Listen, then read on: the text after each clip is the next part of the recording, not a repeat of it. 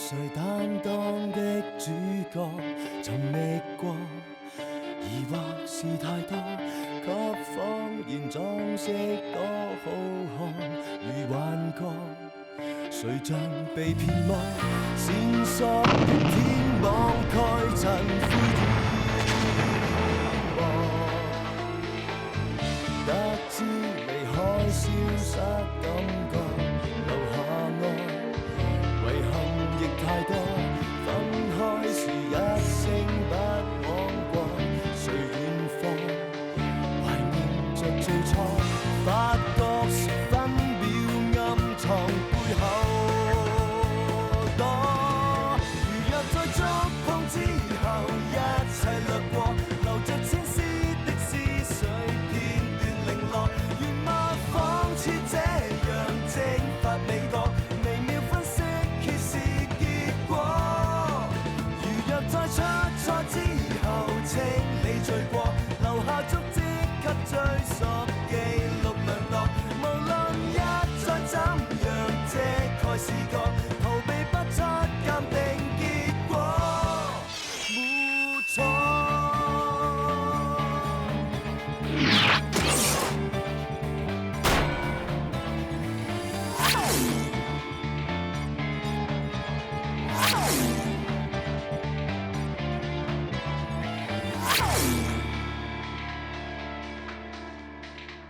ឆ្អឹងក្បាលនឹងឆ្អឹងអាចារ្យថ្មិញមានស្នាប់ប្រហែលជាត្រូវរបស់ធ្ងន់សង្កត់លឺសាកសពគប់នៅក្នុងដីការពុករលួយត្រូវការពី10ឆ្នាំឬដើមឈើដែលនៅក្បែរគ្រោងឆ្អឹងគួរតែដុះឡើងថ្មីក្រោយកប់សាកសពឲ្យតែពួកយើងគិតពីលឿននឹងរយៈពេលនៃការដុះនឹងអាចដឹងពីឆ្នាំនៃសាកសពហើយរូបមួយនេះដូចជាប្រើខ្សែដើម្បីចាក់ពួកយើងសាកប្រើកុំព្យូទ័រលុបភាពកខ្វក់នៅលើស្បែកជើងសង្ឃឹមថាវាអាចដូចដើមវិញចុះក្រែងនេះជារូបលើអាវរបស់អ្នកស្លាប់អញធ្លាប់ឃើញតែតាំងពីពេលណានៅធ្លាប់បាយគ្នាជាមួយអ្នកពាក់អាវជាអញ្ចឹងទៀត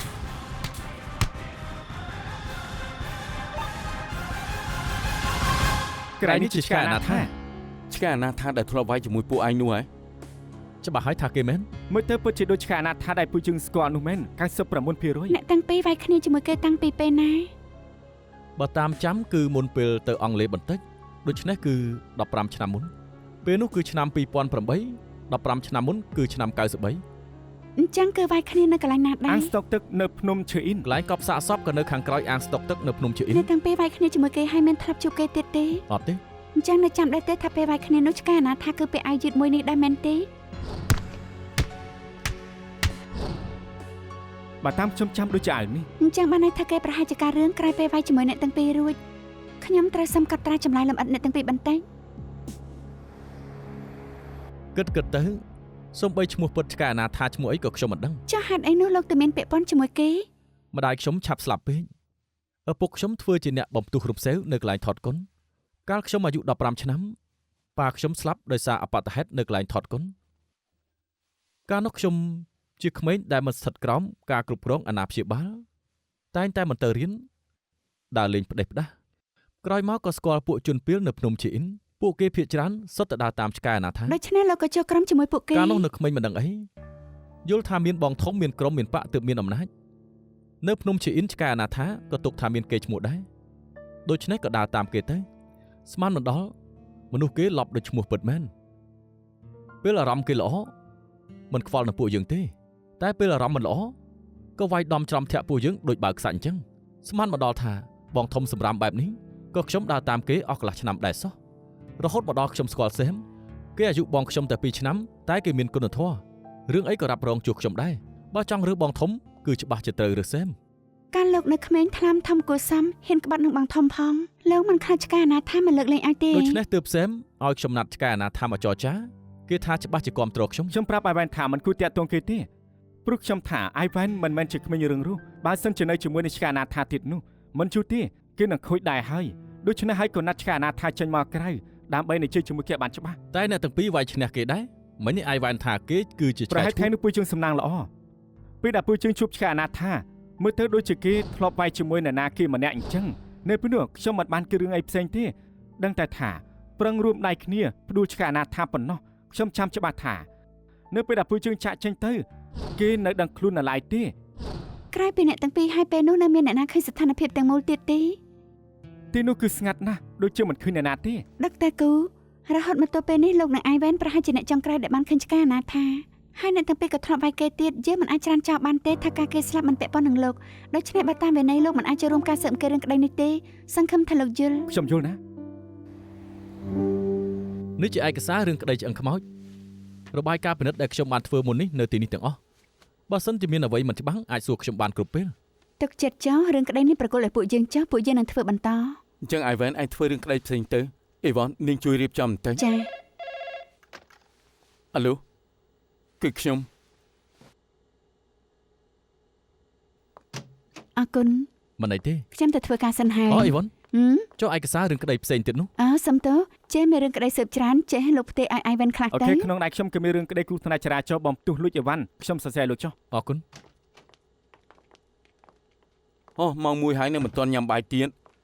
អេវ៉ាន់រកកន្លែងញ៉ាំបាយបានហើយនៅ ចាំបាច់ឲ្យលោករំលឹកដែរច្បាស់ជាកក់រួចហើយ ខ្ញុំកំពុងតមអាហាររបស់ខ្លាញ់ច្រើនមិនស័ក្តិសមនឹងខ្ញុំទី ខ្ញុំប្រាប់ឲ្យហើយណាអាហារសុខភាពទាំងអស់នោះគឺទុកឲ្យនាងញ៉ាំហើយព្រោះរសៀលខ្ញុំនឹងជុកអីវ៉ាន់ឡើងភ្នំដូច្នេះហើយគឺចាំបាច់ត្រូវតែញ៉ាំឲ្យ រ ចាស់ សៀលនេះទៅឡើងភ្នំហ៎ ពួកយើងចង់ទៅអាំងស្តុកទឹកលើភ្នំឈីអ៊ីនបន្តិច មែនហើយពួកលោកធ្លាប់វាយគ្នាជាមួយនឹងឆ្កែអនាថានៅទីនោះឆ្កែអនាថាអាចនឹងបន្សល់តម្រៃអ្វីខ្លះនៅទីនោះឬក៏ឃាតករអាចលេចមុខនៅទីនោះដូច្នេះពួកយើងចង់មើលបន្តិច តែកន្លងទៅ15ឆ្នាំហើយនឹង ពួកយើងនឹងថាដូចរឿងមកជុកក្នុងបានសមុទ្រប៉ុន្តែត្រូវតែសាកណា ត្រូវហើយ លោកធីមខ្ញុំបានរកផែនទីនៅទីនោះកាលពី10ឆ្នាំមុនមកហើយ ឡអ្នកទាំងអស់គ្នាត្រូវចាំមិនថាប្រើវិធីអីទេត្រូវឆាប់រកផុសតាំងឲ្យបានបញ្ជាក់ថាសែមនិង Ivan ស្អាតស្អំដឹងទី ដឹងហើយ ដឹងហើយ ដឹងហើយ ដឹងហើយអរគុណទាំងអស់គ្នា ពួកយើងជាមិត្តរួមការងារពួកយើងមិនគ្រប់គ្រងឯង មែនហើ អ្នក យ ណាគ្រប់គ្រងទៅ ពួកយើងគ្រប់គ្រងឯងផ្នែកស្មារតីនិងរាងកាយបែបនេះទៅហើយឯងមិនគួរណាមិនគ្រប់គ្រងយើងផ្នែកសេដ្ឋកិច្ចវិញទេហ៎ មានបញ្ហាទេ Ivan កុំខ្វល់នឹងពួកគេមកពេលនេះខ្ញុំជាអ្នកប៉ាវចាំរកឃើញឃាតករជប់លៀងឲ្យធំមកពេលទៅ បាន ឆាប់ទៅគេឲ្យយើងលើកតែ15នាទីទេ ទាំងអស់គ្នារៀបចំទៅញ៉ាំបាយទៅ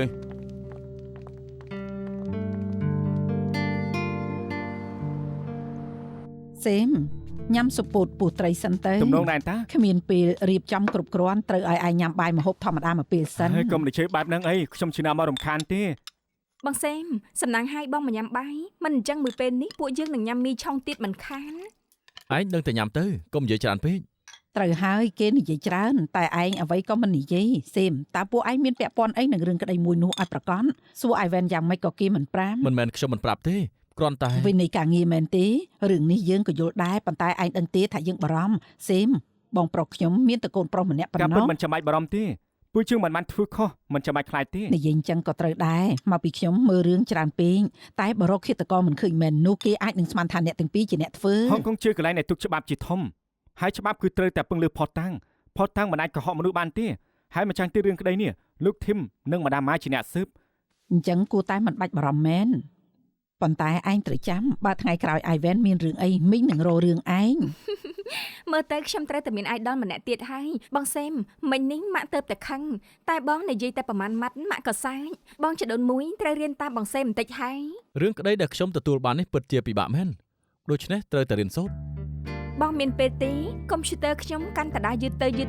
ៅជួយជួយឲ្យខ្ញុំផងទៅ បងក៏យល់ថាខួរក្បាលឯងក៏កាន់តែយឺតចង់ឲ្យបងជួយ នៅ ជួយ នេះ ដែរទេ ទៀតក្បាលរ៉ូមីនីក្នុងផ្ទះបាយក៏ហូតទឹកយឺតដែរជួយមើលឲ្យមីងផង ពួកយើងបានយករូបថតឆ្កែអនាថាឲ្យក្រុមស្វែងរកអ្នកបាត់ខ្លួនមានករណីណាដែលត្រូវគ្នានៅរូបថតគេទេ បានន័យថាគេបាត់ខ្លួនច្រើនឆ្នាំយ៉ាងនេះក៏គ្មាននរណាប្តឹងបើពិតដោយសម្ដីដុកទ័រគូនិង Ivan និយាយមែនថាគេជាឆ្កែឆ្កួតអញ្ចឹងអ្នកនៅក្បែរគេច្បាស់ជាមិននៅក្បែរគេល្អជាង តែគួរឲ្យស្ដាយដឹកតែគូមិនដឹងឈ្មោះពិតរបស់គេពួកយើងមានតែចែកផ្លូវគ្នាដែរស៊ើបសួរនិងប្រគល់ឯកសារនៅក្នុងដៃពួកយើងឲ្យផ្នែក PPR ជួយផ្សព្វផ្សាយចេញទៅសង្ឃឹមថាមានអ្នកផ្ដល់តម្រូវខ្លះទៅចុះ ប៉ុន្មានថ្ងៃមុននេះបានប្រទះឃើញក្រុងឆ្អឹងមួយនៅអាងស្តុកទឹកនៃភ្នំឈើអ៊ីនក្រៅប៉ូលីសស៊ើបអង្កេតរួចសន្និដ្ឋានថាពេលវេលានៃក្រុងឆ្អឹងស្លាប់គឺនៅឆ្នាំ1993ដែលកាលនោះអាយុចន្លោះចាប់ពី40ទៅ50ឆ្នាំកម្ពស់ 1.74 និងបានសង្ស័យថាអ្នកស្លាប់នោះមានរហស្សនាមហៅថាឆ្កែអនាថាជាពួកសង្គមងងឹតដែលរស់នៅម្ដុំភ្នំឈើអ៊ីនបើសិនជាមានដំណឹងអ្វីតាក់ទងការស្លាប់ម្នាក់នេះសូមរាយការណ៍មកក្រុមក្តីកម្រិតធ្ងន់ក្រុម A នៅទីជាឡុង ញ៉ាំបង្អែម ឆាប់ញ៉ាំទៅតន់នៅក្តៅ ទើបតែញ៉ាំស្ប៉ាកាទីរួចនៅចែកនៅឡើយទេញ៉ាំមិនចូល មើលព័ត៌មានម៉ោង6កន្លះរួចពេលនេះនៅមើលទៀតយ៉ាងម៉េចចង់មើលថាខ្លួនឯងស៊ីកាមេរ៉ាឬអត់មែន នឹងគិតថាខ្ញុំមានអារម្មណ៍លើខ្លួនឯងដែរ មែនពួកយើងក៏ទុកជាជនសង្ស័យដែរ មិនបាច់សោកសៅពេកទេមានអីញ៉ាំនឹងទៅ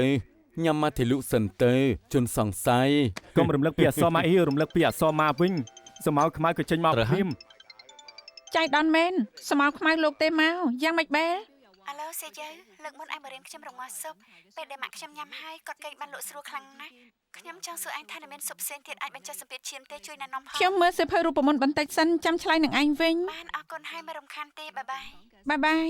តាមពិតនាងនិងម្ដាមសិតស្នាលនឹងគ្នាយ៉ាងនេះ ដឹងថាពួកគេជិតស្និទ្ធនឹងគ្នាជាងពីមុនតែមិនដល់ថ្នាក់បង្រៀនគ្នាឲ្យធ្វើស៊ុបនោះទេ បែលក្រៅពីឆ្លាតពូកែនៅកតញ្ញូទៀតគេសួរខ្ញុំថាមានស៊ុបអ្វីអាចបញ្ចុះសម្ពាធឈាមបានដើម្បីគេធ្វើឲ្យម៉ាក់គេញ៉ាំ មុននេះខ្ញុំដូចជាបានឃើញរូបមន្តបញ្ចុះសម្ពាធឈាមនៅលើអ៊ីនធឺណិតដូចជាល្អគ្រាន់បើខ្ញុំទៅព្រីនឲ្យនាងចុះ អូបានអរគុណយ៉ាងម៉េចបែលចាត់ការពួកអាសិនបានលឿនយ៉ាងនេះហើយក៏អាចត្រូវគ្នានឹងខ្ញុំជាងនេះមានយល់ថាមើលគេខុសទេ បងយល់ថាចរិតគេលួចតាំងពីដើមមកហើយតា ខ្ញុំក៏យល់ថាគេខាងក្រៅត្រជាក់ខាងក្នុងក្តៅដែរ ធីមម្នាក់បន្តិច មានរឿងអី ខ្ញុំទើបតែទទួលបានអ៊ីមែល នេះជារូបដែលពួកយើងវាយគ្នានឹងឆ្កែអនាថានតើ សូម្បីថ្ងៃខែក៏ត្រូវដែរ អ្នកណាផ្ញើឲ្យលោក ម្ដងទេទីនេះគឺមានអក្សរ2 3ជួរ ដុកទ័រគូក្រុងចាញ់ឆ្កែអនាថាត្រូវគេជីករកឃើញឆ្នាំនោះលោកវាយគ្នាជាមួយគេមិនដឹងថាមានមនុស្សប៉ុន្មានអ្នកនឹងដឹងរឿងនេះទោះយ៉ាងណាលោកជាពេទ្យកសលវិច័យល្បីឈ្មោះបើមិនចង់មានរឿងត្រៀមលុយ 100000 ទៅខ្ញុំនឹងតាក់ទងលោកទៀតមើលទៅអ្នកឃើញហេតុការណ៍នេះចង់គម្រាមលោកហើយ ជានរណាទៅថតរូបពួកយើងតាំងពីជាង10ឆ្នាំមុនពេលនេះទើបមកគម្រាមទាលុយ ថាតែមើលអ្នកឃើញហេតុការណ៍នេះអាចជាអ្នកឃើញហេតុការណ៍ទាំងអស់ដែលកើតឡើងនៅថ្ងៃនោះទេ ខ្ញុំសង្ឃឹមថាគេបានឃើញទាំងអស់ដែរព្រោះយ៉ាងហោចណាស់គេបានឃើញខ្ញុំនឹងអាយវិនមិនបានសម្លាប់មនុស្សទេតែបញ្ហាអ្នកដែលបានឃើញហេតុការណ៍ម្នាក់នេះអាចនឹងពាក់ព័ន្ធនឹងការស្លាប់ឆ្កែអនាថាក៏ថាបាន ខ្ញុំថាពេលនេះអ្វីដែលយើងអាចធ្វើបានប្រគល់ឯកសារទាំងនេះឲ្យបែល តាមក្រុមស៊ើបអង្កេតបង្ហាញថាមនុស្សអាត់កំបាំងដែលផ្ញើអ៊ីមែលទៅដុកទ័រគូនោះគឺប្រើឈ្មោះនិងអាសយដ្ឋានคล้ายៗបាក់គណនីពួកយើងស្វែងរកទីតាំងគេក៏បានរកឃើញថាអ៊ីមែលនោះផ្ញើចេញពីហាងអ៊ីនធឺណិតនៅផ្លូវជួទុនខ្ញុំនឹងចូលស៊ីបានទៅទីនោះតាមកំណត់ត្រាបុគ្គលិកហាងប្រាប់កុំព្យូទ័រមួយនោះពិតជាមានមនុស្សប្រើប្រាស់ក្នុងអំឡុងពេលដែលដុកទ័រគូទទួលអ៊ីមែលពិតមែនប៉ុន្តែ15នាទីក្រោយមកហើយក៏ចាក់ចេញ តែគួរឲ្យស្ដាយបុគ្គលិកហាងមិនបានកត់ឈ្មោះអ្នកដែលមកប្រើប្រាស់ហើយខាងក្នុងល្ងិតពេកដូច្នេះមើលមិនឃើញមុខមាត់គេទៅហាងអ៊ីនធឺណិតដើម្បីផ្ញើអ៊ីមែលគឺដោយសារតែចង់បានកន្លែងងងឹតគ្មានអ្នកឃើញគេនឹង អ្នកឃើញហេតុការណ៍ម្នាក់នេះចេះប្រើឈ្មោះនិងអាសយដ្ឋានคล้ายៗបង្កើតគណនីហើយក៏ចេះកាត់បន្ថយឱកាសឲ្យអ្នកដទៃឃើញខ្លួនធ្វើការប្រុងប្រយ័ត្នណាខ្ញុំគិតថាមិនអាចទៅហាងអ៊ីនធឺណិតវិញទេ ដូច្នេះពួកយើងត្រូវតែពង្រីកបរិវេណស៊ើបទៅកាន់ហាងអ៊ីនធឺណិតផ្សេងទៀតនៅជួទុនសូមឲ្យបុគ្គលិកហាងជួយកាត់អត្តសញ្ញាណរបស់ភ្ញៀវសូមឲ្យពួកគេជួយចាប់អារម្មណ៍ថាមានមនុស្សគួរឲ្យសង្ស័យឬអត់យេ Yes, ម្ដង madam.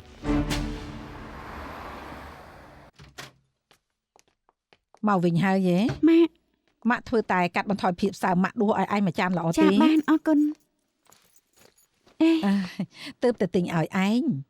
កសាញ់ចាស់តែតប្រានឹងមិនក៏ឆាប់បដូរម្លេះ ថ្ងៃនេះទូរទស្សន៍និយាយពីតារានិករគេថាតារានិករឯងគួរតែប្រើប្រាស់របស់ដែលមានពណ៌ប្រភេទស្រាលទើបវាល្អ រឿងទាំងនេះក៏ម៉ាក់ជឿដែរវាសិនក៏ថាខ្ញុំបានរបស់មួយយ៉ាងដែលសំខាន់ខ្លាំងណាស់ដែរហើយនឹងមានទេវបុត្រជាសេះសោះរើឲ្យខ្ញុំវិញ ចុះមានទេ ពិតជាមានមែនប៉ុន្តែខ្ញុំមិនយល់ថាគេជាទេវបុត្រជាសេះសោះរបស់ខ្ញុំទេ អញ្ចឹងជាអ្នកណាវិញ អេម៉ាក់ក៏មានចំណាប់អារម្មណ៍លើសិភៅគូឆានេះដែរ កុំនិយាយបន្លប់អីអេម៉ាក់ធ្លាប់តាមដានព័ត៌មានគេនៅលើកាសែតយល់ថាល្អមើលណាស់ក៏ទៅទិញរឿងប្រឡំលោកពីមុនរបស់គេមកមើលទៅ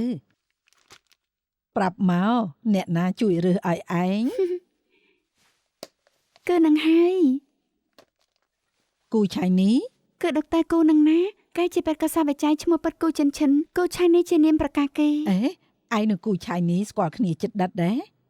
ធ្លាប់រួមការងារប្រហែលដង អឺ អេម៉ាក់ម៉ាក់មើល3ក្បាលមុនរួចអស់ហើយណា ហើយ ក្បាលទី3តើមានតួអង្គប៉ូលីសស្រីម្នាក់លេចបុកដែរទេ មានគឺម្ដាមមួយគេគួរឲ្យចាប់អារម្មណ៍ណាស់ឆ្លាតហើយពូកែតែគេសរសេរថាគេគ្មានមនុស្សសេចក្ដីតែសម្រាប់ម៉ាក់គេជាមនុស្សល្អ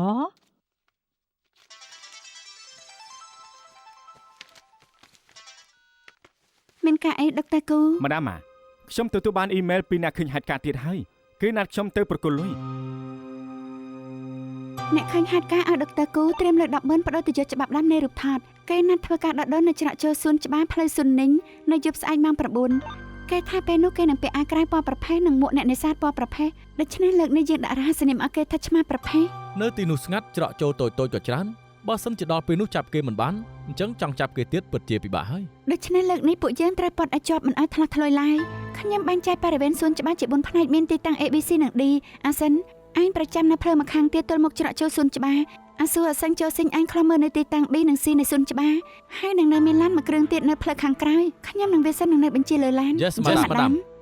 មកទល់ពេលនេះជាតម្រូវតែមួយគត់ដែលអ្នកឃើញហេតុការណ៍នោះផ្ដល់ឲ្យយើងដូច្នេះពួកយើងមិនអាចថ្លោះថ្លុយឡើយត្រូវតែចាប់គេឲ្យបានហើយម្យ៉ាងគេធ្វើការប្រយ័ត្នណាស់ដូច្នេះមិនប្រកាសថាគេមកដល់ផ្ទាល់ទេការងារលើកនេះសំខាន់បំផុតត្រូវកំណត់អត្តសញ្ញាណគេឲ្យបានច្បាស់បើវាយស្មារបង្អើពួកយើងនៅដាច់ខ្សែរយៈ ពួក ទាំង យើង អស់ ត្រូវតែប្រុងស្មារតីជាពិសេសការងារលើកនេះនៅពេលយប់ពួកយើងកាន់តែពិបាក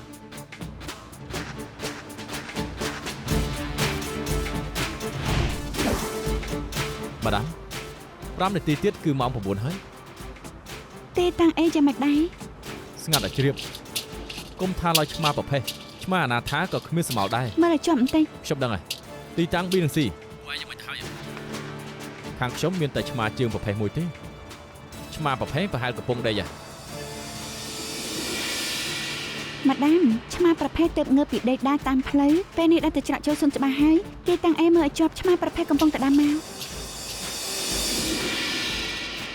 ឆ្មាប្រភេទពិតជាទៅស៊ីចំណេញមែន ទីតាំង B និង C បដូរមកទីតាំង A ត្រៀមខ្លួនធ្វើការដុកទ័រគូគាត់ដែរកំពុងតែដើរការ ដឹងហើយលោកជាអ្នកឃើញហេតុការណ៍ របស់ដែលលោកត្រូវការនៅទីនេះទាំងអស់ឲ្យសមីដាក់ឯកសារមក ខ្ញុំចង់មើលរបស់ខាងក្នុងសិន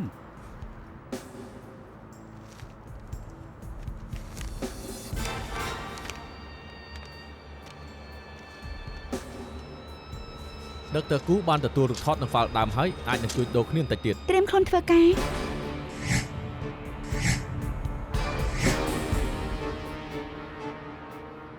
ពួកយើងមានរួចហើយ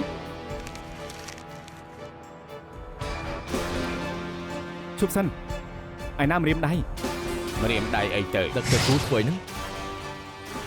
ទាំងអស់គ្នាឈប់សិនមើលស្ថានភាពឲ្យច្បាស់ដុកទ័រគូប្រហែលប្រទេសឃើញអ្វីថ្មី ដឹងហើយ ហើយ លោកផ្ញើមេលឲ្យខ្ញុំច្បាស់ជាមាន file copy ទៀតខ្ញុំមិនដឹងថាលោកឲ្យអ្នកផ្សេងទៀតទៅ លោកចង់យ៉ាងម៉េចឬចង់ឲ្យខ្ញុំឲ្យទាំងកុំព្យូទ័រទៅលោក តើគេយ៉ាងម៉េចហ្នឹងបើចង់ឲ្យ soft copy ផ្ញើទៅ email ទៅបានហើយគេផ្ញើ email ទៅដុកទ័រគូរហូតតែពេលនេះសូម្បីតែម្រាមដៃនិង soft copy ក៏គេដូចជាមិនដឹង ដុកទ័រគូមានចេតនាសាកល្បងគេចង់ប្រាប់ពួកយើងថាម្នាក់នេះប្រហែលជាមិនមែនឆ្មាប្រភេទទាំងអស់គ្នាស្ដាប់ម្នាក់នេះប្រហែលមិនមែនអ្នកឃើញហេតុការណ៍ពិតប្រាកដទេកុំធ្វើសកម្មភាពកុំវាយស្មារបង្អើតពោះដុកទ័រគូពួកយើងយល់ពីន័យរបស់លោកហើយពួកយើងមិនទាន់ចាប់មនុស្សទេលោកជួយនៅតាមធម្មតា ណែលោកមើលឆ្អែតហើយនៅយករូបថតឬអត់នឹងហ៎ យកទៅ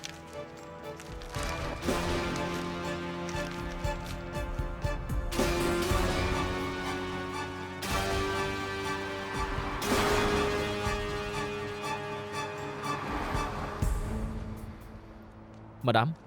គេកំពុងដើរឆ្ពោះទៅផ្លូវអ៊ីងផាន ពួកឯងតាមគេទៅកុំធ្វើអ្វីផ្ដេសផ្ដាស ម៉ាដាមខ្ញុំឆ្ពោះទៅផ្លូវអ៊ីងផាន ពួកយើងច្បាស់ជាចាំនៅឃើញហេតុការណ៍បាន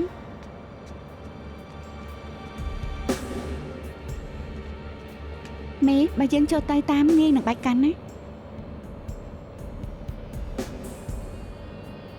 ពេលនេះឆ្មាប្រភេទដើរបត់ចូលច្រកផ្លូវដឹងហែមលេខ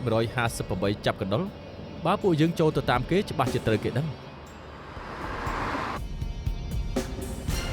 ខាងចុងផ្លូវអ្នកដឹងហែមនេះគឺផ្លូវជាជាងពួកឯងចាំនៅទីនោះហើយពួកខ្ញុំនឹងទៅពត់នៅផ្លូវជាជាង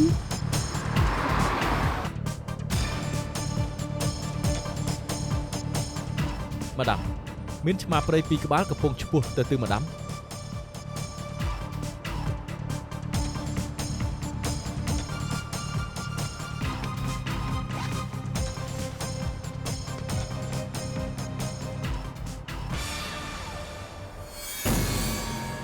ចាំនៅពេលអាចសាច់កណាត់នោះ នៅសៀម នៅសិនឯងចង់ធ្វើអី ម្រាមដៃគេមានប្រសាឆៃកបោកគេ មានសិទ្ធអីមកឆែកកាបូបខ្ញុំ នៅ នោះ សៀម ប៉ូលីសហុងកុងមានសិទ្ធិទេ ម៉ាដាម ចង់រកអ្នកមកយកលុយជំនួសក៏ត្រូវរកអ្នកចេះកុំព្យូទ័រម្នាក់ដែរកុំមើលងាយបញ្ញាពួកយើងដាក់ខ្នោះទៅ ប៉ូលីសនៅសៀម នៅស្អីគេមិនពាក់ព័ន្ធនឹងខ្ញុំទេពួកលោកចង់ធ្វើអីហ្នឹង ទៅ អើយមកចាប់ខ្ញុំធ្វើអីមិនពាក់ព័ន្ធ ក្រុម នឹង ក្ ខ្ញុំ តីកំណត់ ទេ ស្ងៀមជឿលង ម លោកពាក់ព័ន្ធនឹងរឿងក្តីគំរាមទារប្រាក់ពួកយើងត្រូវចាប់ខ្លួន មិន លោក ពាក់ព័ន្ធនឹងខ្ញុំទេគឺគេទៅសួនច្បារហើយយកសម្បត្តិនោះទៅបដូរនឹងសមីឯកសាររបស់ប្រុសម្នាក់ទៀតគេប្រើខ្ញុំឲ្យលុយខ្ញុំមិនតាក់ទងនឹងខ្ញុំទេ តែមួយកញ្ចប់នេះមានពាក់ព័ន្ធនឹងលោកហើយមែនទេ ម្ដាម សំណាងហេតុដែលមិញនេះលោកប្រទះឃើញគេមានបញ្ហាអរគុណម្នាក់នេះប្រហែលជាអ្នកឃើញហេតុការណ៍លោកស្គាល់គេដែរទេ មិនស្គាល់ទេ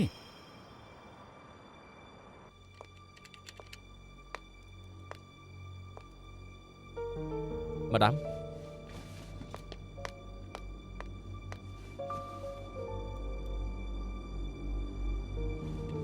ហ្វុងធីនលោកកុំថារូបថតទាំងនេះគឺអ្នកដតីផ្ញើមកឲ្យលោកណាខ្ញុំតាក់ទងទៅក្រុម IT ភ្លាមគឺនឹងដឹងហើយថាគឺអ្នកដតីផ្ញើឲ្យលោកឬក៏លោកស្កានចូលក្នុងកុំព្យូ ហេតុ ទ័ អី រ ក៏លោកថតរូបថតទាំងនេះតើលោកស្គាល់ឆ្កែអាណាថា ការពិតខ្ញុំជាអ្នកស៊ើបអង្កេតឯកជន15ឆ្នាំមុនប្រពន្ធគេជួលឲ្យខ្ញុំជាអ្នកថតរូបគេនិងស្រីសហ័យសម្បត្តិគេដើម្បីធ្វើផតតាំងលែងលះដូច្នេះខ្ញុំក៏តាមគេរត់ថ្ងៃខ្ញុំក៏មិនស្គាល់ លោ គេ កចង់ ដែរ ប្រាប់ខ្ញុំថាទាំងនេះក៏ជារូបសហ័យស្មន់ដែរ គឺចេះទេមួយរយៈនោះខ្ញុំឧស្សាហ៍តាមដានគេ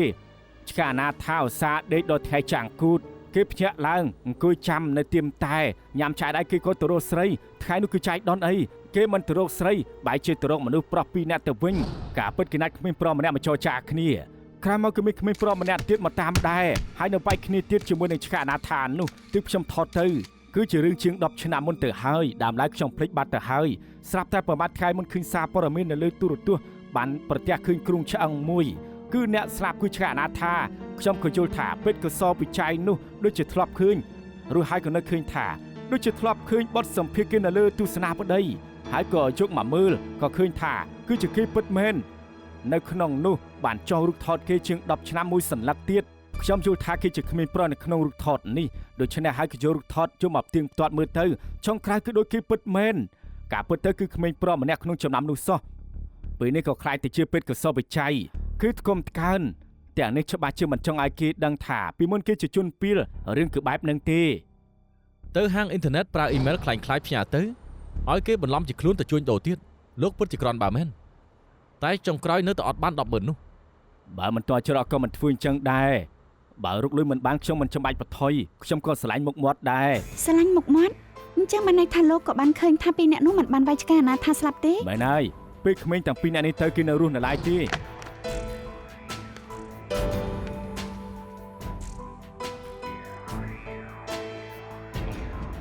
អញ្ចឹងបានន័យថាពេលក្មេងទាំងពីរអ្នកនោះចាក់ចេញទៅឆ្កែអាណាថាមិនតាន់ស្លាប់ទេមែនទេ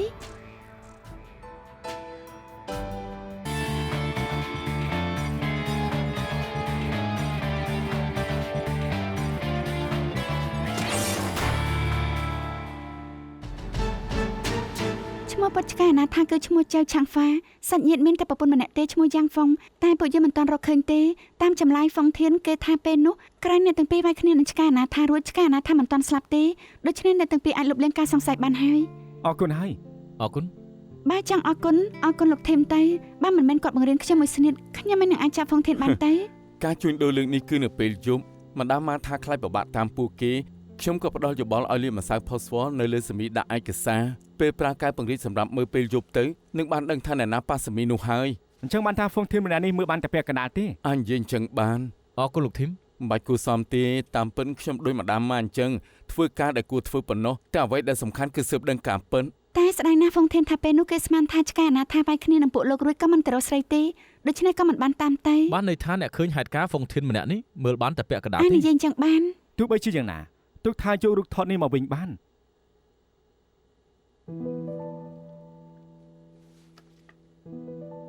ហ្វុងធាននៅលាក់បាំងរឿងខ្លះទៀត ម្ដាមចង់ឲ្យខ្ញុំនិយាយប្រមាណដងទៀតទោះបីខ្ញុំនិយាយ100ដងទៀតក៏មានតែប៉ុណ្្នឹង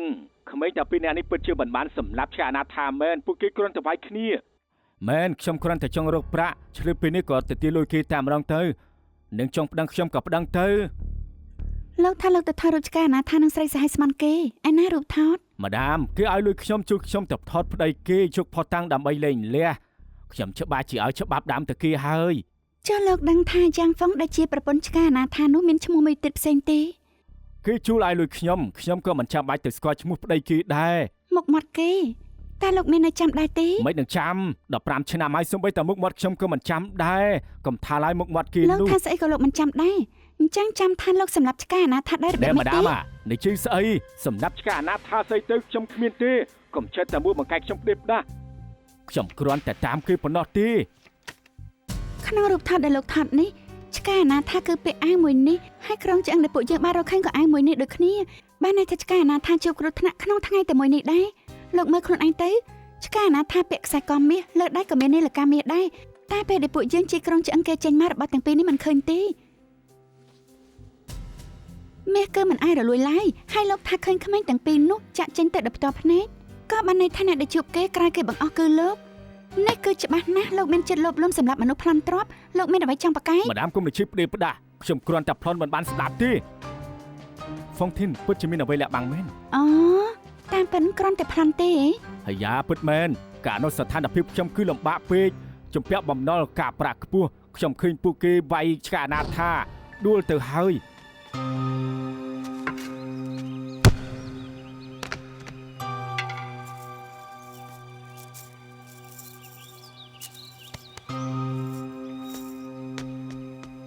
ខ្ញុំគ្រាន់តែប្លន់ជួយឲ្យបានគេមិនបានសម្រាប់គេទេ ហើយខ្ញុំក៏ចង់ជឿលោកដែរតាមពិតទៅខ្ញុំក៏យល់ថាអាហ្វុងនោះគួរឲ្យសង្ស័យដែរប្តីគេបាត់ខ្លួនច្រើនឆ្នាំយ៉ាងនេះហើយគេមិនប្តឹងប៉ូលីសខ្ញុំក៏ចង់រកគេឲ្យឃើញដែរប៉ុន្តែមិនដឹងឈ្មោះពេញរបស់គេហើយលោកក៏មិនចាំមុខមាត់របស់គេទៀតរូបថតក៏គ្មានខ្ញុំសើបយ៉ាងម៉េចទៅ ម្ដាមម៉ាដកថយដើម្បីចូល ម្ដាមខ្ញុំពិតជាមិនចាំមុខមាត់គេមែនខ្ញុំគ្រាន់តែចាំថាគេពាក់វ៉ែនតាខ្មៅហើយគេសក់វែងសក់ដូចជារាងមូលរួញរូបរាងស្អាតមកជុំ ស្រីបែបនេះមានពេញទាំងផ្លូវហ្នឹង មែនហើយនៅមានទៀតខ្ញុំចាំថាគេដូចជាធ្លាប់ឲ្យអាស័យដ្ឋានមកខ្ញុំគឺនៅអាគារស៊ូតាផ្លូវលមីងភ្នំជឺអ៊ីងខ្ញុំចាប់ដើមតាមប្តីគេពីហាងតែទៅក្រោមអាគារនោះណាវិវត្តហើយទីនោះគឺសាងសង់ថ្មីបាត់ទៅហើយតែហាងនោះគឺមិនដឹងថានៅទីនោះអត់ទេពួកនាងអាចទៅស៊ើបបានណាមែនហើយខ្ញុំនឹកឃើញហើយលើដៃគឺមានស្នាមមួយប្រហែលជារលាកភ្លើងបារី មើលម្ដាមម៉ាសួរចម្លើយពិតជារៀនបានច្រើនមែនម្ដាមម៉ាពិតជាដូចឈ្មោះល្បីមែនអ្នកខ្លាំងខាងសួរចម្លើយថ្ងៃនេះឃើញគេសួរតាំងពីដំបូងតែហ្វុកធានមិនព្រមឆ្លើយអ្វីទាំងអស់រហូតដល់បានតម្រុយចុងក្រោយ ការពិតក្នុងដំណើរការងារនេះខ្ញុំក៏មើលឃើញរបស់ខ្លះដែរខ្ញុំគិតថាអាចចម្លងបានខ្លះយកទៅដាក់ក្នុងប្លោមនោះ ចម្លងគេយកអញ្ចឹងហ៎មិនបាច់គិតខ្លួនឯងទេហ៎អញ្ចឹងអញមិនចំណេញណាស់ហើយអីផឹកកាហ្វេទៅ អរគុណ តែនិយាយត្រង់ចុះលើកនេះពួកអញទាំងពីរអាចលុបលាងការសង្ស័យបានជាគុណសម្បត្តិម្ដាមម៉ា ប្រកាសហើយពេលនេះមានអារម្មណ៍ថាធូរស្រាលខ្លាំងផឹកកាហ្វេក៏មានអារម្មណ៍ថាឈ្ងុយដែរ ភ្លក់មើលសិន ពីមុនសរសេរប្លោមនោះពាក់ព័ន្ធនឹងជនល្មើសច្រើនណាស់ការពិតនៅក្នុងជីវិតពិតខ្លួនឯងជាជនសង្ស័យមានអារម្មណ៍បែបនេះពិបាកទទួលយកមែន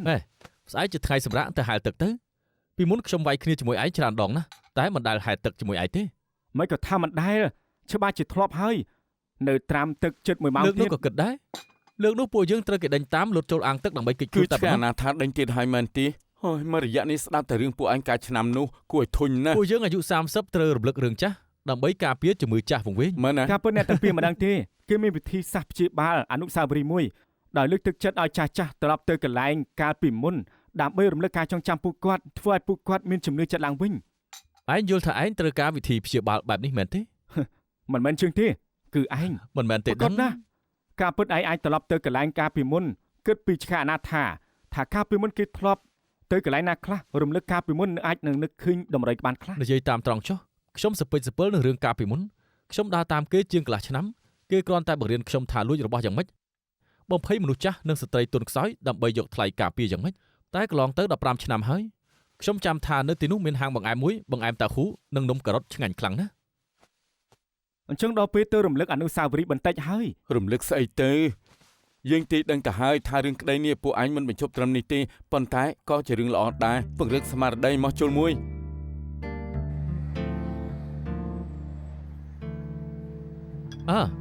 ស្មានមកដល់ថាទីនេះខុសពីមុនទាំងស្រុង ឯងនឹងជើងក៏ខុសគ្នាពីមុនដែរពីមុនទីនេះគឺមានតែបង្អែមទេតែមើលទៅ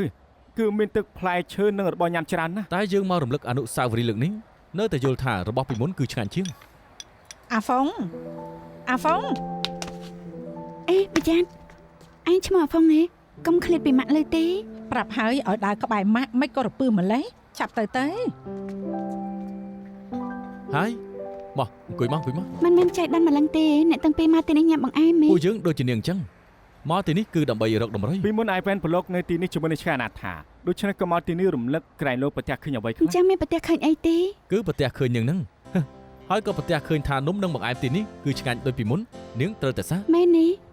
អ្នកលក់យកនំការ៉ុតនិងបង្អែមតែហូបមួយអរគុណពលលោកញ៉ាំអីតិចទៀតទេ ពួកយើងជប់ញ៉ាំហើយញ៉ាំលេងចូលមួយ ចាំដែរទេពីមុនពួកយើងចង់ញ៉ាំតែគ្មានលុយក៏នាំគ្នាប្រើល្បិច ប្រើល្បិចអីទេ ល្បីស្អីទៅគ្រាន់តែជួការដាក់ក្នុងបាតដៃហើយឲ្យម្នាក់ទៀតទាយបាទទីត្រូវគឺទៅតាមទ្វារមុខបាទទីខុសគឺធ្វើពុតចូលបន្ទប់ទឹកហើយរត់តាមផ្លូវក្រោយ តែឯងពិតជាអន់ណាស់ចាញ់រត់តែលើក នៅនិយាយទៀតហ៎ពេលនេះយើងស្រាប់តែយល់ថាយើងទីខុសរាល់លើកអញ្ចឹងឯងច្បាស់ជាលេងល្បិ ស ច រុបទៅគឺឯងអន់លើកណាក៏អាចឲ្យយើងបោកបាន លោក ដែរ គឺជាបងធំធ្វើអ្វីត្រូវចាញ់ប្អូនអញ្ចឹងហើយ ខ្ញុំជាកូនចៅទូចតាចទេ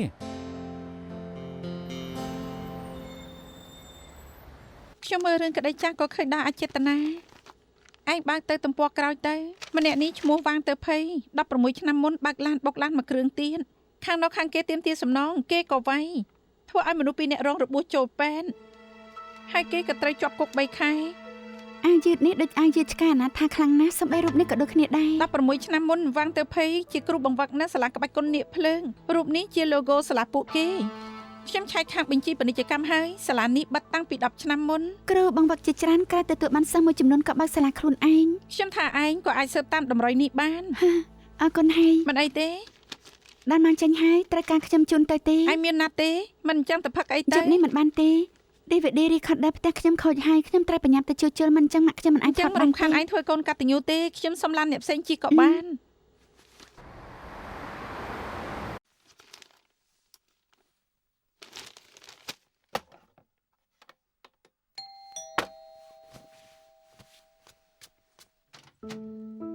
អីវ៉ែន សាច់គោណាប៉ូលីអុងមកដល់ហើយអញ្ជើញ លោកគ្មានណាទេទៅទំនេរយ៉ាងនេះជួយដឹកអីវ៉ាន់ឲ្យបងខាន់នេះ ពិតមែនហើយនាងដូចជារវល់ណាស់ក្បាលវីដេអូខូចហ៎ មែនហើយម្សិលមេរៀបចំរួចរងចាំតែថតទៅហើយមិនដឹងថាហេតុអីក៏ថតមិនបាន ចាំខ្ញុំជួយមើលឲ្យចុះ លោកចេះដែរល្អណាស់អញ្ចឹងសុំទោសផងអាឡូចាមែនហើយគឺខ្ញុំមែនហើយមែននេះគឺខ្ញុំទេទៅខ្ញុំចង់សួរអាស័យដ្ឋានហាងជួសជុលពួកលោកចាចាំបន្តិចអាឡូហៅមកអាគារលេខ13ផ្លូវបុរាណឈៀនវ៉ាន់តើលេខ136អូខេបានហើយអរគុណបាយបាយ ម៉ាស៊ីននេះអត់ខូចអីទេគ្រាន់តែហាត់ឌីសពេញតែប៉ុណ្ណោះទើបមិនអាចថតឲ្យបានដូច្នេះនាងត្រូវមានទម្លាប់ថ្មីរបស់ដែលមើលរួចត្រូវតែលុបចោល មែនទេងាយដល់ម្លឹងផងហ៎ ហេសំណាងហើយដែលនៅក្នុងផ្ទះមិនអញ្ចឹងដូចលមុនទៀតហើយត្រូវរកអស់កន្លះថ្ងៃទើបរកឃើញមិនមែនខ្ញុំចេះតែសំណាងអញ្ចឹងរហូតទេ គឺលោកជាអ្នករើសទេមិនមែនដឹកតែគូទេ អ្នកណារឿងមិនសំខាន់ទេសំខាន់កុំឲ្យតែបាត់ទៅបានហើយនាងមានថ្នាំកញ្ចក់ពណ៌ថ្លាដែរទេ នេះ អរគុណគម្របបិចនាងអាសាជ្រុះតាមពិតដោយសារតែលោហៈកកិតរយៈពេលយូរគឺនឹងអាចធ្វើឲ្យរលោងពេលនេះខ្ញុំនឹងយកថ្នាំកញ្ចក់មកលាបមួយជុំនៅខាងក្នុងវានឹងលែងងាយជ្រុះបើលើក្រោយអញ្ចឹងទៀតនាងលាបដោយខ្លួនឯងទៅណែហើយ អរគុណ ស្នាមញញឹមនេះទើបផ្សំនឹងបិចនេះខ្ញុំឃើញលើបិចមានពាក្យថារីករាយខ្ញុំជឿថានៅពីក្រោយបិចនេះច្បាស់ជាមានអ្វីដែលធ្វើឲ្យនាងរីករាយ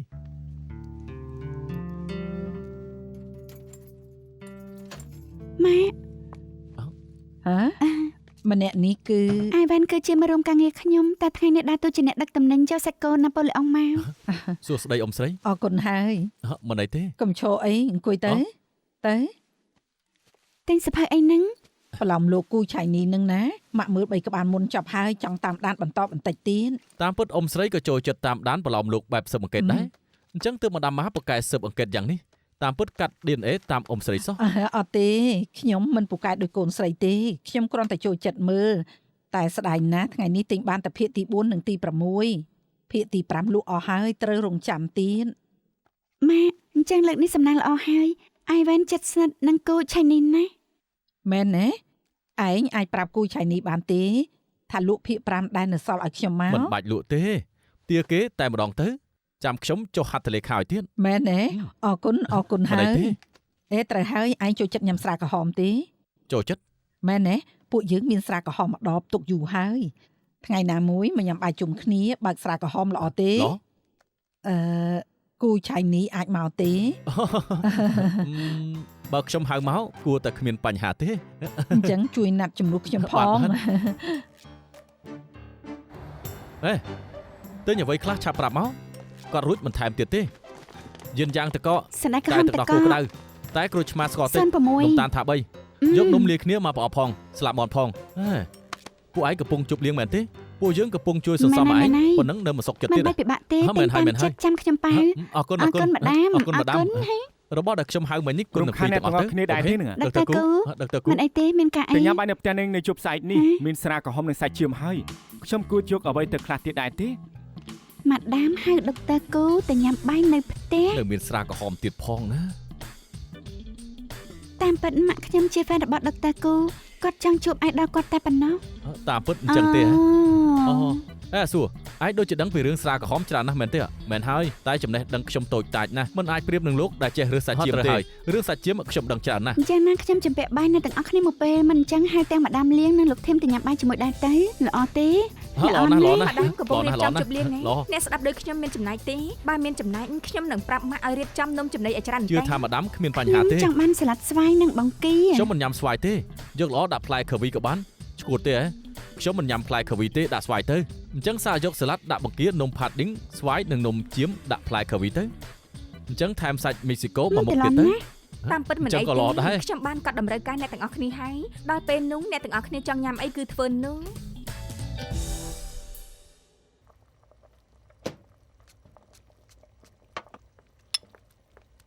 ម៉ាក់ប្រាប់ឲ្យថាមិនបាច់ធ្វើច្រើនយ៉ាងនេះទេធ្វើសាឡាត់ផៅនំខូខេផងពួកគេមិនរើសច្រើននោះទេ ម៉ាក់ដឹងតែម៉ាក់ឃើញឯងរាប់អានពួកគេត្រូវគ្នាយ៉ាងនេះហើយពួកគេជាមនុស្សពូកែធ្វើការទៀតម៉ាក់ជាម៉ាក់ឯងគួរធ្វើឲ្យឆ្ងាញ់ឲ្យពួកគេអញ្ចឹងហើយ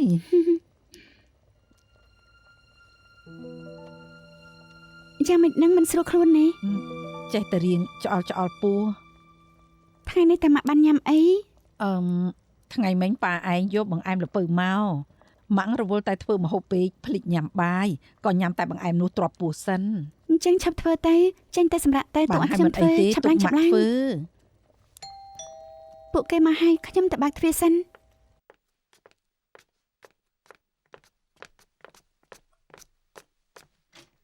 Hello ម៉ាដាម ម៉ា ម៉ា ដាមម៉ា ម្នាក់នេះច្បាស់ជាអ៊ំស្រីហើយ សួស្ដី ខ្ញុំមករំ មិន ខាន រំ ហើយ ខានទេទាំងអស់គ្នាមកជាកិត្តិយសខ្ញុំណាស់ សួស្ដី សួស្ដី សួស្ដី សួស្ដី Hello Hello សួស្ដី អ៊ំស្រី ស្រី ខ្ញុំសូមណែនាំខ្លួនបន្តិចខ្ញុំឈ្មោះសិនសុង ខ្ញុំគឺ សិន ស៊ី ខ្ញុំឈ្មោះវាសិន លោក សួស្ដី ខ្ញុំ ទាំង ក៏ អស់ សួរ គ្នា ហើយនឹងមិត្តស្រីគាត់ម៉ាដាមលី សួ ង ស្ដីអ្នក មី មី វ៉ែនម៉ាក់ធ្លាប់ជួបហើយ Hello អ៊ំស្រី ធ្លាប់ជួបហើយអញ្ចឹងម្នាក់នេះគឺគូឆៃនីមែនទេ សួស្ដី ឯងឃើញហើយអ៊ំស្រីចូលចិត្តសភៅឯងខ្លាំងណាស់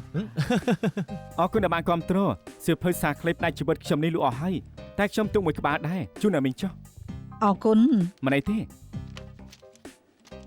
នៅមានសញ្ញាទៀតណា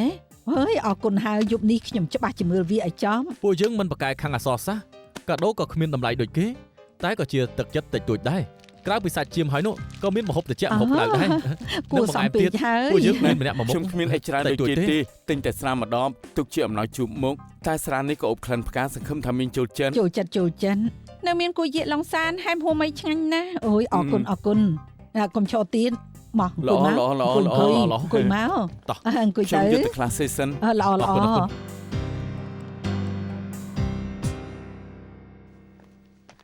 លោកនាយកខ្ញុំបានធ្វើតាមការផ្ដាប់តាមលោកហើយត្រៀមមុខម្ហូបថ្ងៃនេះរួចអស់ហើយទុកត្រីកៅស៊ូប៉ាន់និងបង្កងនេះស្រស់ឡចេញទៅបាទលោកនាយក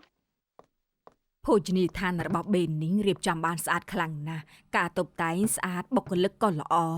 ប្រកាសហើយគឺខ្ញុំធ្វើតែផ្ទាល់ដៃទាំងអស់នឹង លើកនេះគួរតែសរសើរបេនដែរទី ពិតជាគ្រាន់បើមែនប្រឹងប្រែងបន្តទៀតទៅ ដឹងហើយ លោកនាយមានបុគ្គលិកមន្ទីរចំណីអាហារចង់ជួបលោក មិញកែ លោកជាអ្នកគ្រប់គ្រងនៅទីនេះហ៎ មែនហើយមានអ្វីអាចជួយបាន យើងទទួលបានដំណឹងពីក្រសួងសុខាភិបាលថាមានមនុស្សជាច្រើនញ៉ាំអាហារនៅទីនេះហើយមិនស្រួលខ្លួនសង្ស័យថាពលចំណីដោយសារករណីនេះកើតឡើងជាបន្តបន្ទាប់ទើបពួកយើង ត្រូវបិទកន្លែងលោកបណ្ដោះអាសន្នដើម្បីសម្អាតនិងកម្ចាត់ជាតិពុលហើយម្យ៉ាងពួកយើងបានរកឃើញថាពួកលោកបើកអាជីវកម្មដោយគ្មានរដ្ឋច្បាប់ខាងតុលាការនឹងកោះហៅលោកឆាប់នេះប្តឹងពីបទបើកអាជីវកម្មគ្មានច្បាប់និយាយស្អីហ្នឹងពួកលោកមានស៊ើបច្បាស់ឬអត់តិចលោកគេញ៉ាំនៅកន្លែងផ្សេងហើយមានបញ្ហាក៏ទម្លាក់កំហុសពួកយើងទេដឹងចង់បិទហាងពួកយើងមានផតាមបញ្ជាក់ថាពួកយើងមានបញ្ហាទេលោកធ្វើបែបនេះកូនប្រុសខ្ញុំរកស៊ីយ៉ាងម៉េចបាទពួកយើងដាច់មួយពួកលោកមានលទ្ធភាពសងទេប៉ាយកទៅឲ្យក្អួតអាចពុលចំណីទេ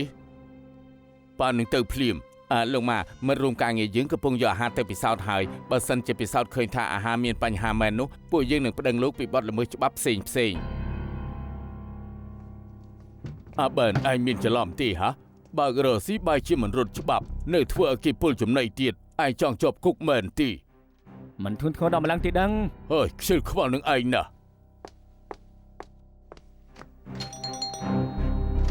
ប៉ាម៉ាក់មិនស្រួលខ្លួនទេអាលីងយ៉ាងម៉េចហើយគាត់ក្អួតផងរៀកផងមិនដឹងថាពុលអាហារឬអត់ទេតែបបរល្ពៅប៉ាទិញនំមកពីណាដែរទៅនិយាយទៅគួរឲ្យខឹងណាស់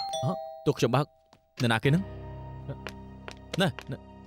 ធ្វើពុតស្អីហ្នឹងស្លាប់ហើយហ្នឹងទេនេះមិនស្វាគមន៍អ្នកទេទៅវិញទៅបញ្ញាប់ដេញយើងទៅខ្លាចយើងបោះអាក្រាតឯង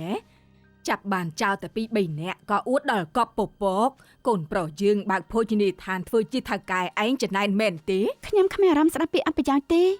ពួកឯងដល់ថ្នាក់លើចង្រៃនេះទិញក្បាលបានមកសម្ដែងល្ខោនមួលបង្កាច់ម្ដាយកូនពួកយើងឲ្យមន្ទីរចំណីអាហារចូលមកបិទភោជនីយដ្ឋានបេនតាមពិតមកពីម៉ាក់ញ៉ាំរបស់នៅហាងកូនប្រុសអ្នកសោះទៅពុលចំណីបែបនេះស្រីពួកចង្រៃឯងនេះធ្វើពុតទៀនស្រីម្នាក់នេះថាក្អួតតែមួយផ្លែតគេគួរតែបិទហាងកូនប្រុសយើងនៅថាមិនមែនគេប្តឹងទៀតនិយាយឆ្អែតហើយនៅហ៎បិទមាត់ទៅកុំអីសម្រាប់សិនទៅ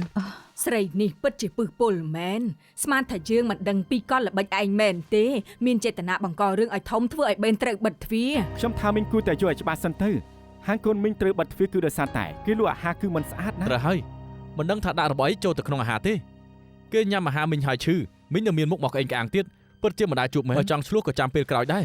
ជីវិតមនុស្សសំខាន់ជាងពូចង្រៃឯងនេះធ្វើដៃតាក់ប្រុសឯងពិតជាប្រកែកដូចម៉ែឯងមែនលើកមុនគឺអាម្នាក់នោះចេញមុខជួឯងលើកនេះបែរជាមានអ្នកផ្សេងទៀតចេញមុខជំនួសឯង